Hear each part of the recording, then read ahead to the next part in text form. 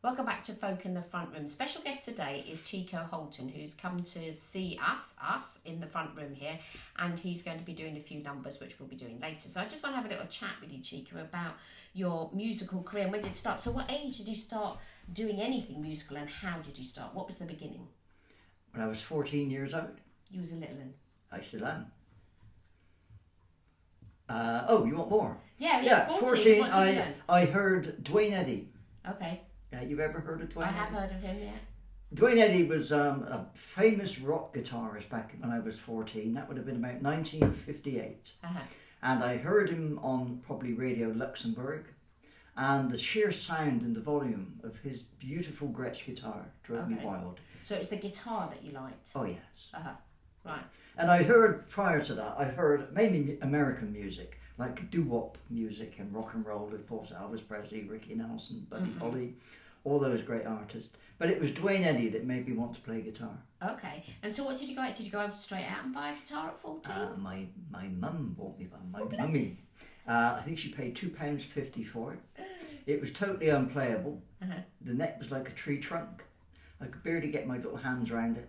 And it was the strings were about 5 inches at the other end, away from the frets. The only thing it did for me was it convinced me that I did want to learn, even though it was unplayable. I bashed away with it. Mm-hmm. But it's that was my introduction, Dwayne Eddy. And then I bought Dwayne Eddy's third LP called "The Twang's the Thang." They don't write them like that. No, they don't. "The Twang's the Thang," and he played a track on there called "Trombone." And that was written by somebody called, at the time, Chet Atkins. And I thought, I like that tune. I wonder who that is. And I went out and bought, eventually, I think I was about 16 by then, and I bought an LP. Remember those? Yeah. I bought an LP for 14 and 9pence, maybe 14 and 7pence even. And it was Chet Atkins. And my life changed because he didn't play with a plectrum, a pick. Okay. He played with his nails. He was a finger picker. Right. And I thought, I want to do that. Mm-hmm. And that's all I've ever wanted to do since, really. Finger picking. So did you start out strumming when you first started at 14? Yes, with a plectrum. Plectrum, okay. So it was quite soon afterwards that they then learned how to pick? I didn't learn. That's what I wanted to do. Uh-huh. And I started to do very basic, alternate bass notes, which we used to play folk quite often. Mm-hmm. And I wanted to be a rock and roll star, but I didn't. And back then in the 60s, that would have been the 60s, that would have been the early 60s. As I said, 1960 when I heard Chet Atkins. By the late 60s, about 67, 68, a friend introduced me to folk music, which fell quite into the finger picking style of, and so I drifted through that then for the next 50 years. And so have you always been in Warminster? Have you always lived in Warminster? Born and bred, right, okay. Local lad. So in the Warminster, so you must have done every flipping folk club locally, because if I've mentioned a club to you, you've known it. Have you played in every club in Wiltshire and further afield? Quite possibly over the years. But I was always one that I always wanted to know what was over the hill a little bit, the other man's grass and all that thing. Uh-huh. I enjoyed nothing more really than going further afield. I used to go to Windsor and Eton Club, of course Bath and Bristol. The metropolises of Warminster. I played in a fair few over the years. And did you go to London and play in clubs over there? I used to go to the Troubadour. Right. Only because it was the place. I used to buy the Melody Maker, as all young budding musicians would have done. Yeah. And you could see who was playing at the Troubadour every week, and I thought, I wouldn't mind going there. Uh-huh. So I did. And did you do floor spotting? Yes. Yeah. Yeah, that's the general rule of thumb, isn't it? You go out and say, please, can I sing a song, please? Yeah. But they've always got open. They didn't call them open mics then. What did they call them? Come all ye. Come all ye, right? Okay. Remember that? Yeah. It's going back a bit. I don't know if they probably still call them that. No, I think that's only old people like that. Not me. I don't think. Yeah. You're just the youngster. So you played in all these clubs, and then you had a radio station for a while, didn't you? No, I had a show on a radio station. Okay, right. Not multi-millionaire yet. It's only a little local, Warminster local community radio station, which was great fun. It was great fun. I think I was on there about 9 years, presenting a show every Monday night. But it used to blow my weekends because I used to play records to myself all weekend and plan my show because it was a 3-hour show. When I started it, I had it for 4 hours. But the last hour I was asleep, so they took me off the last hour. But I played mainly roots music. It was called the Roots and Roll Show for the reason I played lots of roots music, folk, blues, country. The country got bigger, but also the roll bit was rock and roll. So I used to play 1950s, 60s music because I still love that kind of music. And but I did 9 years near as damn it on that show. But you had a lady follower, didn't you? And you met her in the flesh at one point. Who was that? I met her she came from Vancouver. And didn't you meet her in Nashville? Met her in Nashville, yeah. I was in a record shop, Ernest Tubbs record shop. And I had a light bulb moment with something that was playing on the sound system. And I flew down to the counter and said, excuse me, who's that? Never heard that song. And I thought those American rascals, they kept all the great music to themselves and sent all the rubbish over here. But it was the greatest country song I'd ever heard. So I flew to the desk and I said, excuse me, can you tell me who that is, please? And the woman with her back to me said, oh, my dear, she said, that's Ray Price. Never heard of him. Blimey, what a great singer. Flew back to the Ray Price section and she joined me. And I walked into, not knowing it, Ray Price's greatest fan in the world. Right. I mean, the track that I heard was a big hit in 1956.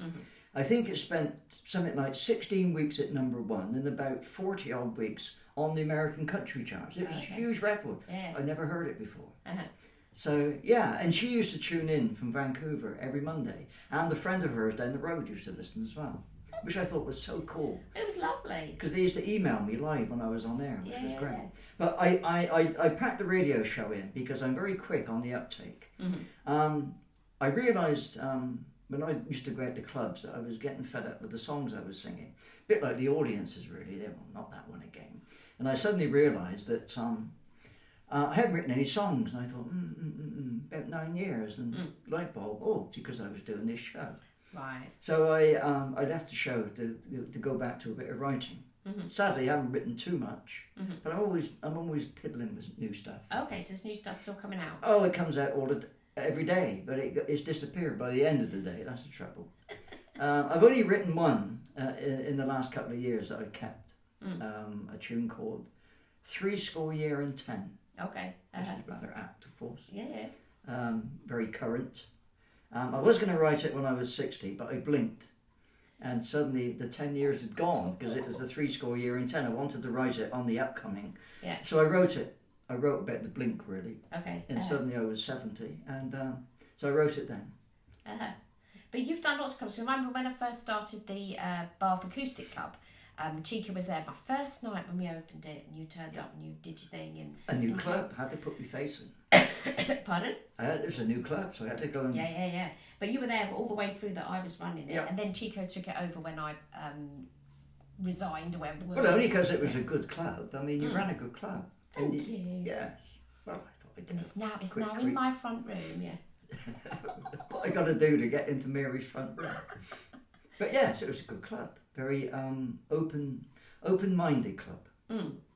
Yeah, there wasn't too many rules or regulations. The only thing that I stipulated, because I talk about this on an earlier podcasty thing, that don't like it when people are talking. That drive me crazy. If somebody's sitting there in an acoustic environment to talk and yak in front of them, I think is sacrilegious.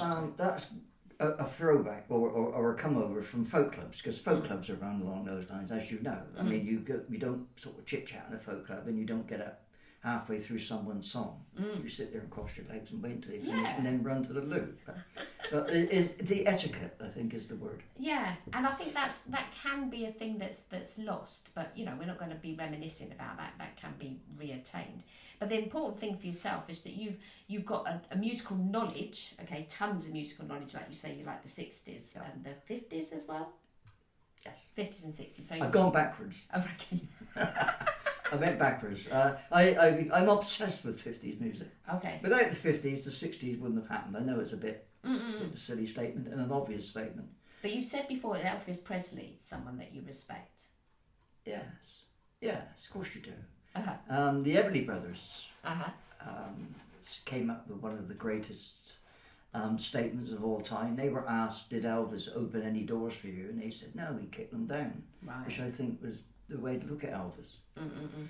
So yeah, all that early rock. But I like the people that influenced him as well. So, Okay. you know. Yeah. Uh-huh. He was very influenced by country and blues, which is where rock and roll came from, really. Coming together with those two.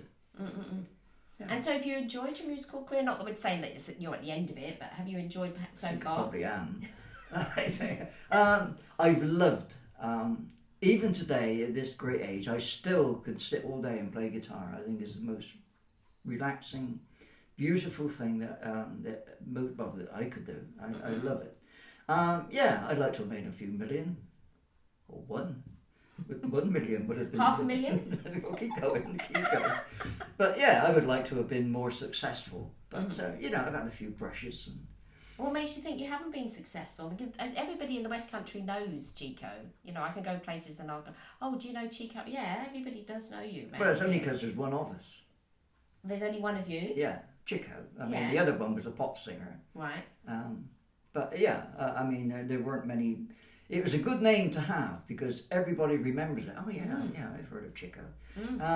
Only because I was the only one. It was an odd name, I suppose, and it had it. You know, it's good if it's good, but oh blimey, not him. You know. No, well, I've never found that anywhere. But anywhere I've been, nobody's ever said, "Oh God, it's Chico on tonight," because you're accomplished. You know your stuff. You know you can play. When can I come back? I don't get compliments like this very often. Yeah. So you're going to carry on playing, I hope, Chico. Oh yeah. Well, I've got no intention of doing anything else. I loved. There's nothing. What made me used to go out a lot of places is not keep going to the same. Because I like playing new audiences. There's nothing better than have a different crowd of people sat in front of you. Mainly because the same old songs and the same old jokes sort of come alive again. But I do like playing for new audiences. Even like now when I'm doing lots of care homes. Doing the old 50s, 60s rock and roll, pop and country. I still like going to a place I haven't played before. Right. Because it's like starting off fresh again. Even with the same old corn, it all comes alive again. And you do like playing live? Oh, there's nothing like it. It's the greatest gift, I think, that anyone can have. I'm never happier than I got a guitar on my lap and a crowd in front of me. And say something silly just to lighten the atmosphere. As soon as you get an audience smiling, they're halfway on your side. So say something stupid, get them smiling, and then hit them with a load of rubbish, and you can't go wrong. They still like you at the end, hopefully. Yeah, there's nothing better. I think it's one of the greatest gifts in the world to be able to sit in front of an audience, and they still like you at the end of it. Well, they're going to still like you if you can play, and that's the difference. You see, you can play. Well, I'm okay. I wouldn't say I'm anything other than okay. I get by. You know, if I tell enough people enough times that I'm okay, they'll believe it. Hopefully, it's been my motto. You know. So thank you very much for coming to Folk in the Front Room, and this is our Chico, and I'll put a link to. He's got his own channel on YouTube as well if you want to listen to some more of his songs. So thank you very much for coming today, Chico. My really pleasure. Nice to have you. Thank you very much.